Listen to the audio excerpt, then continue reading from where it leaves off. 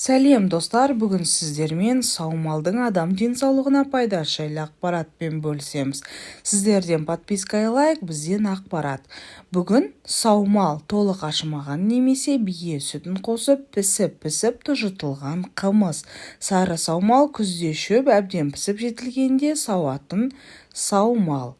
Бие сүті құрамына қарай ана сүтіне өте жақын, албумин тобына жатады. Салыстыра кетсек, басқа үй жануарларының сүті казеин тобына жатса, 500 мг бие сүті ағзаға қажетті С дәруменінің тәуліктік мөлшерін қамтамасыз етеді. Саумалдың құрамында белок, амин қышқылы, тез еритін май, оттегі және организмге керек кальций, натрий, фосфор, темір, калий, магний, бром сияқты минералдар және де С, А, В1, В2, В6, В12, Е, ПП дәрумендері бар. Жалпы саумалдың құрамында 80-ге жуық биологиялық белсенді қоспалар бар екендігі анықталып отыр.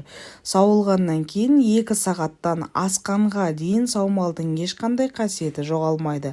Саумалдың құрамындағы көп сұйықтық оттегі әр жасушаға жетеді. Адам организміне тез сіңіп қана қоймай, түрлі асқазан жаралары, ісік ауруларына ем, өкпе, бауырды қуаттандырады, қан құрамын реттеп, қантты теңгереді. Сонымен бірге белсіздікті жойып, генді қалпына келтіру рөлі бар деп есептейді мамандар.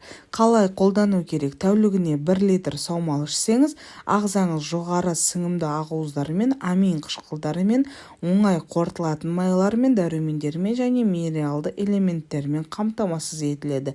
Емделу уақыты 1 ай, бірақ толық пайда алу үшін кейбір ережелерді сақтау керек. Мысалға, ол өзінің негізгі пайдалы қасиеттерін сауылғаннан кейін 3 сағаттың ішінде жоғалады. Алайда саумалды мұздату арқылы өмірін ұзартуға да болады. Ол барлық биологиялық белсенді компоненттер мен дәрумендерді сақтайды. Оны күніне 4-5 рет тамақтанудың алдында 20-30 минуттан бұрын 250 мг-нан ішкен дұрыс. 1 аптадан кейін адамның көңілі көтеріліп, ұйқысы жақсарып және тәбеті ашылады. Денсаулықтарыңыз мықты дей отырып, сіздермен бірге ақпарат бөліскен Адам Тағам каналы.